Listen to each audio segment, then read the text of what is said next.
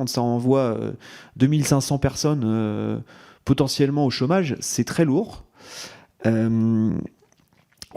c'est un fonctionnement assez français en fait, avec plusieurs étapes qui sont assez importantes. Donc vous avez donc le tribunal de commerce et in fine le régime des AGS, qui est assez important parce que c'est les cotisations patronales. Donc c'est aussi, d'une certaine manière, c'est une mutualisation du risque des entreprises de leur licenciement qu'ils ne veulent pas payer. Il y a quelque chose de comme. Donc en fait, par exemple, une grosse entreprise qui veut délocaliser ou qui estime que cette filiale-là n'est plus suffisamment rentable et qu'elle a le concurrent en stock aussi, quoi. Donc ils ont tout intérêt à céder à ce type de fonds. Mutares est un de ces fonds qui, en fait, va arriver, dont la mission sera d'amener lentement mais sûrement l'entreprise plutôt d'une certaine manière au dépôt de bilan.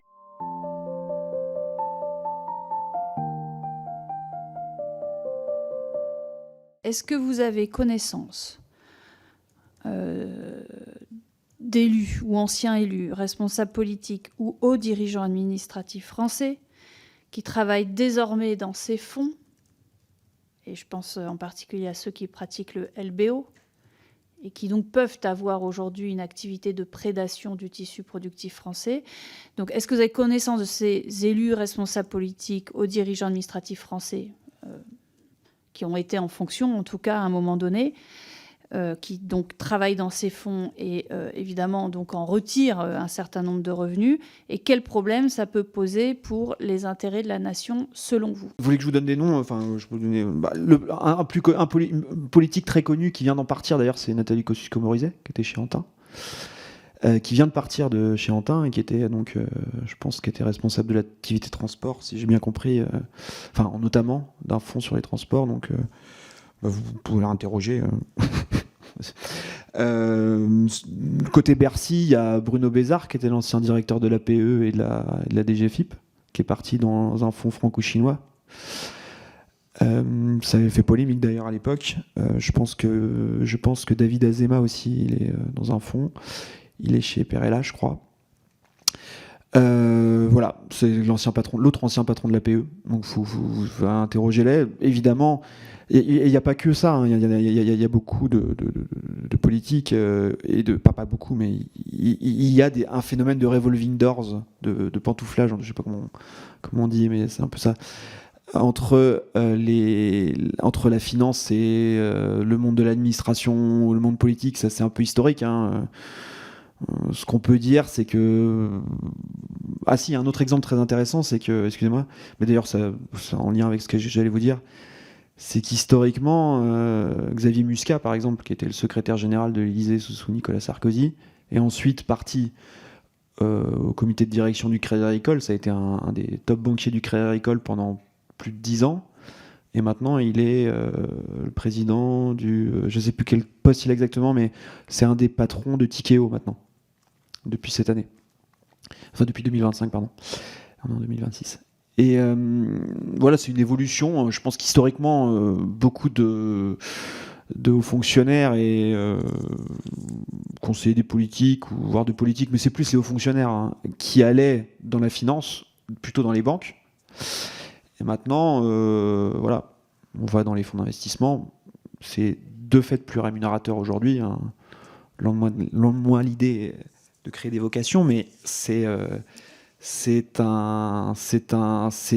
fait le secteur le plus rémunérateur aujourd'hui dans la finance. Enfin, genre un exemple, une source qui me disait, mais qui est très bien informée, que Equity, je crois que c'est la concentration de milliardaires dans une entreprise la plus élevée avec les GAFAM. Oui. Ce sont les salaires, les associés des gros fonds, des très très gros fonds. On parle de Blackstone, Equity, tout ça, quoi. C'est des gens excessivement riches, quoi. Donc, oui, effectivement, il y a les salaires importants attirent. Dans le politique, je sais pas, mais c'est plus... moi, qui ai suivi beaucoup ces histoires de revolving doors, mais c'est plus les hauts fonctionnaires, quoi. C'est les conseillers de ministres, les cabinets, voilà. Et là, vous voyez, on peut en dresser une liste énorme sur les banques dans les années 2000, début 2010. Et aujourd'hui, c'est vrai qu'on voit on voit des mouvements vers les fonds. Xavier Muscat, c'est intéressant de ce point de vue-là, puisqu'il il a un peu tout fait. Donc voilà, mais faut les interroger. C'est évidemment toujours le même problème, pour donner du sens à ça. Évidemment, c'est le lien étroit qui peut être aussi alimenté entre finance et politique. Et c'est pas sain pour la démocratie, quoi. Il faut clarifier tout ça, il faut que les autorités de transparence fassent leur travail. Moi, je pense qu'il y a un besoin de transparence parce que faut bien comprendre ça, quoi. Faut pas que les citoyens se disent oh là là,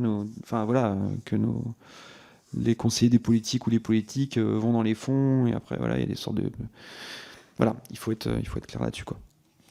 Mais évidemment, ça a posé des problèmes. Moi, j'ai beaucoup suivi ça dans les banques et ça a posé des problèmes clairs à certains moments, quoi. Durant la loi bancaire, par exemple, c'est très important.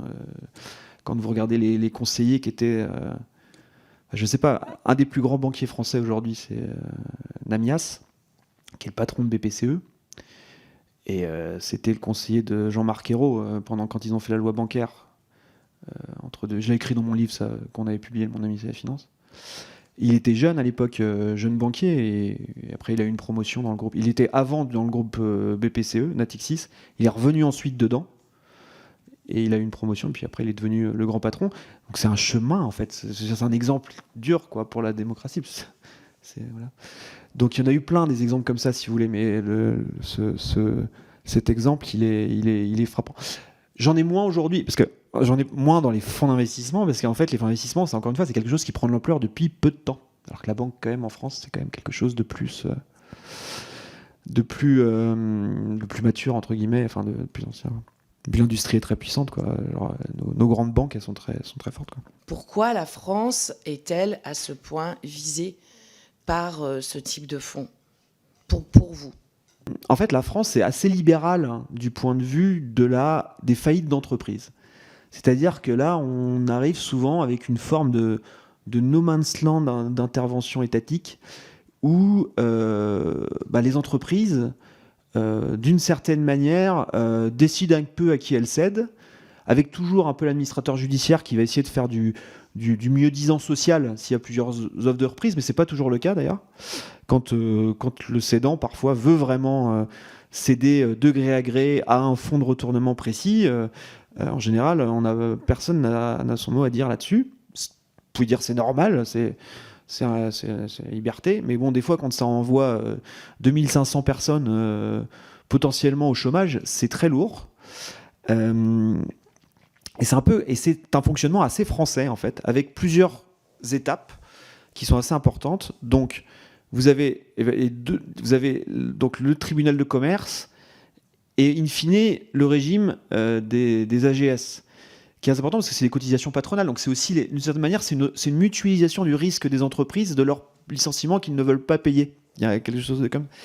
Donc, en fait, par exemple, une grosse entreprise qui veut délocaliser, ou qui estime que cette filiale-là n'est plus suffisamment rentable et qu'elle a le concurrent en stock aussi, quoi, parce que c'est des grosses boîtes. C'est ce qui s'est passé pour la paire avec Saint-Gobain. Une grosse entreprise qui veut délocaliser, c'est ce qui s'est passé avec Valty, avec Vallourec. Donc ils veulent se séparer de l'entreprise. Et in fine, ils vont trouver un fonds et ils ont tout sauf intérêt à que l'entreprise survive et devienne un concurrent.